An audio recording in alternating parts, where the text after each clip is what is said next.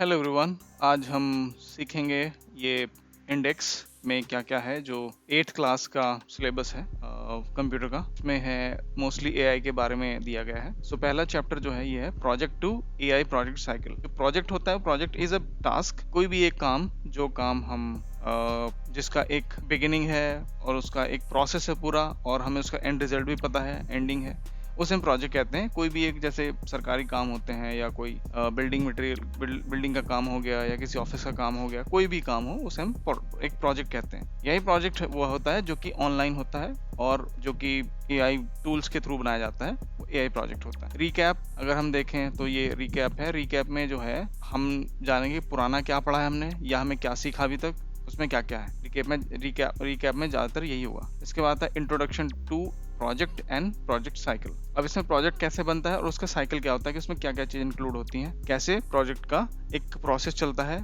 From the beginning to the end. इसके बाद है एग्जाम्पल ब्रेड मेकिंग प्रोसेस। एक इन्होंने एग्जाम्पल के रूप में लिया गया है कि ब्रेड जो है वो कैसे बनाई जाती है, कैसे उसका मेकिंग होती है, कैसे बेकिंग होती है, और कैसे उसका जो फ्लोर है या मैदा या आटा जो भी इस्तेमाल करते हैं, जो भी इंग्रेडिएंट्स हैं उसमें, वो सारे किस तरह से डलते हैं, बेसिकली क्या उसका प्रोसेस है मेन, ये दिखाया उसमें, ये बताने की कोशिश करेगी। फिर है एआई प्रोजेक्ट साइकिल। फिर एक एआई का प्रोजेक्ट जो होता है वो क्या प्रोजेक्ट होता है, उसका साइकिल कैसे चलता है, क्या क्या चीजें उसमें इंक्लूड होती है, वो सारा हम बुक में पढ़ेंगे। इसमें बेसिकली है। फिर है एआई रेडी 1। इसमें जो है ये पहला इसमें एक मे बी प्रोजेक्ट है या मे बी कुछ जो भी है। इसमें है सेकंड चैप्टर है stages of AI project cycle. फिर इसमें जो एआई प्रोजेक्ट साइकिल है उसमें हम देखेंगे क्या क्या स्टेजेस आती हैं, किस किस स्टेज पे हमें क्या क्या काम करना होता है। Overview of stages of AI project cycle की इसका हम ओवरव्यू पढ़ेंगे। इसमें पहले क्या क्या स्टेजेस हैं, इसमें क्या जो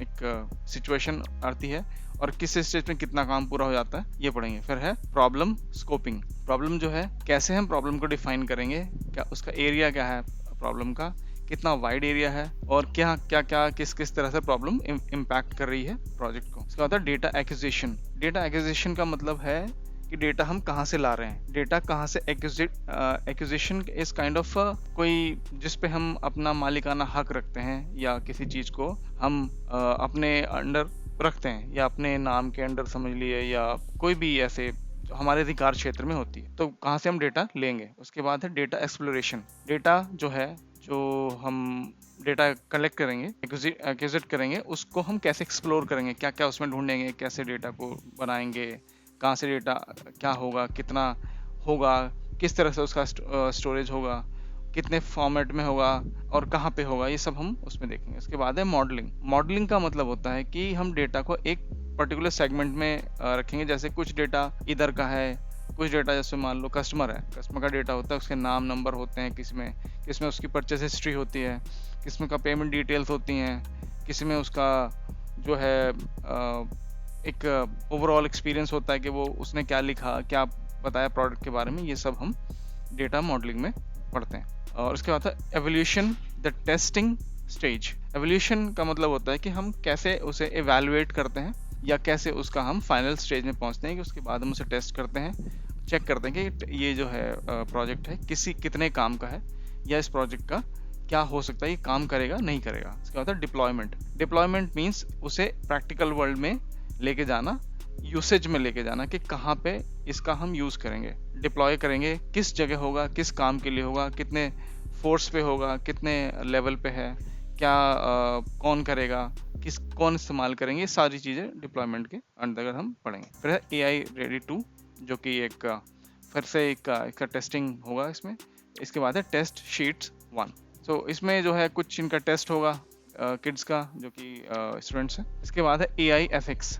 एथिक्स मीन्स कोई भी चीज जिसका हम एक फेयर यूसेज कह सकते हैं, कि हम उसका कोई इलीगल यूज नहीं कर रहे हैं। जैसे अंडरस्टैंडिंग एथिक्स। एथिक्स क्या है? एथिक्स जैसे हम जीवन में अच्छे काम करते हैं सारे, मान लो लीगल तरीके से जो काम करते हैं, मोस्टली उसमें ये आता है, जिसमें कोई हम धोखाधड़ी नहीं कर रहे, कोई कॉपी नहीं कर रहे किसी को, या किसी का मटेरियल चुरा नहीं रहे, वो एथिक्स में आता है। Understanding AI ethics. AI ethics को हम समझेंगे इसमें कि एआई के में हम कैसे इन चीज़ों से बच सकते हैं, या इन चीज़ों का इस्तेमाल ना करें तो हमारे लिए बेहतर है, नहीं तो हम फिर कॉपीराइट के जो एक एलिगेशन है वो फंस सकते हैं उसमें, ये सब होता है। इसके बाद है नीड ऑफ एआई एथिक्स, हमें एआई एथिक्स की जरूरत क्यों है, ईमानदारी, एआई ईमानदारी की हमें जरूरत क्यों है, ये पढ़ेंगे। इसके बाद एआई बायस, बायस मीन्स होता है कि एक तरह का पक्षपात, कि हम किसी एक की तरफ बात कर रहे हैं, किसी एक पहलू की तरफ बात कर रहे हैं। उसके बाद है एथिक्स पिलर्स ऑफ एआई,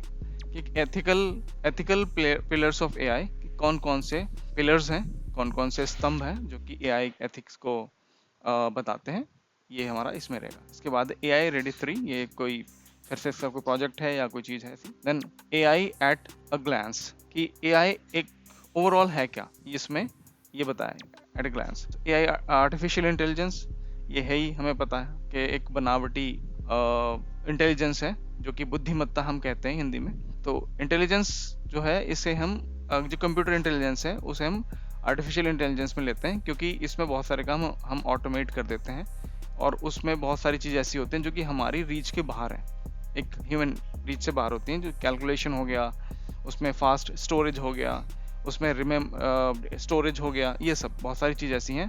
और उसके बाद उसमें से कुछ चीज़ें ऐसे निकल के आती हैं जो कि ह्यूमन जो है बहुत लंबे समय में करेगा, तो इसलिए आर्टिफिशियल इंटेलिजेंस इसलिए बनाया गया। उसके बाद है human intelligence versus artificial intelligence. Human intelligence जो है जो कि एक अलग लेवल पे काम करती है, आर्टिफिशियल इंटेलिजेंस से अलग लेवल पे काम करती है। दोनों का काफ़ी सिमिलैरिटीज़ हैं, एक जैसी हैं, लेकिन उनका काम करने का लेवल बहुत अलग है। एप्लीकेशंस ऑफ एआई, बहुत सारे एप्लीकेशंस हैं जो कि एआई में यूज़ होते हैं, बहुत सारे टूल्स हैं जैसे चैट जीपीटी है, कोपायलट है, इसी तरह से बहुत सारे और भी टूल्स हैं जो कि वीडियो क्रिएशन का है, ऑडियो क्रिएशन का है, इमेज क्रिएशन का है, ऐसे बहुत सारे टूल्स हैं। Then 3 domains of AI, domains का मतलब होता है कि कोई फील्ड, एक पर्टिकुलर फील्ड जिसकी हम बात करें, जैसे कि वीडियोग्राफी है उसमें हो गया, इमेज क्रिएशन है ये हो गया, डेटा साइंस की तरफ है, डेटा का कुछ काम हो गया उसमें हो गया, या आप डेली लाइफ में जो यूज़ करते हैं उसका हो गया, सिक्योरिटी की तरफ हो गया, जो कि एआई हम बहुत बहुत अलग अलग तरीके से इस्तेमाल कर रहे हैं। Then AI and the society, इसके बाद है सोसाइटी में एआई का इस्तेमाल है क्या, सोसाइटी कैसे एआई का इस्तेमाल कर सकती है। हाँ, सस्टेनेबल डेवलपमेंट गोल्स, इसमें है कि जो कि गोल सस्टेन करता है लॉन्ग टर्म के लिए या रहता है, उस गोल को हम अचीव कैसे करेंगे लंबे समय में, और वो डेवलपमेंट की तरह जाए, प्रगति की तरफ जाए।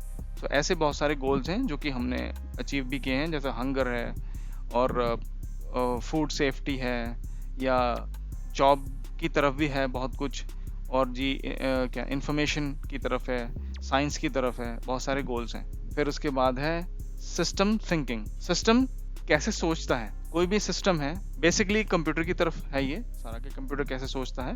देन एआई प्रोजेक्ट साइकिल, कि एआई का फिर से प्रोजेक्ट कैसे चलता है। Then AI ethics, at the end AI ethics में है क्या, कौन कौन सी ईमानदारियां हमें बरतनी पड़ेंगी, कौन कौन से रूल्स एंड पॉलिसीज हैं सरकार की, वो अब हमें देखने पड़ेंगे। इसके बाद AI ready 4, then preparing and presenting your AI project, आप अगर कोई प्रोजेक्ट बनाते हैं उसको आप कैसे प्रिपेयर करोगे, प्रेजेंट करोगे, ये इसमें दिया गया है। रिकैप, फिर से कि पूरा चैप्टर में है क्या।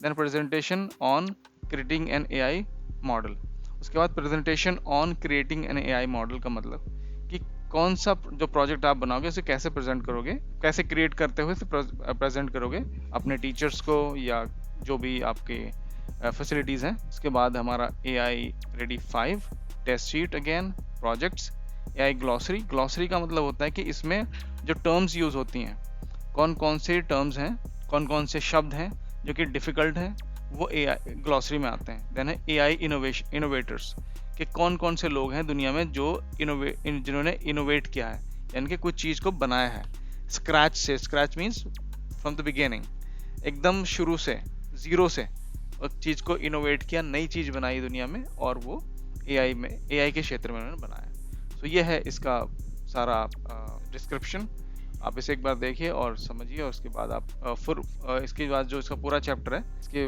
बाद आपको मिलेगा।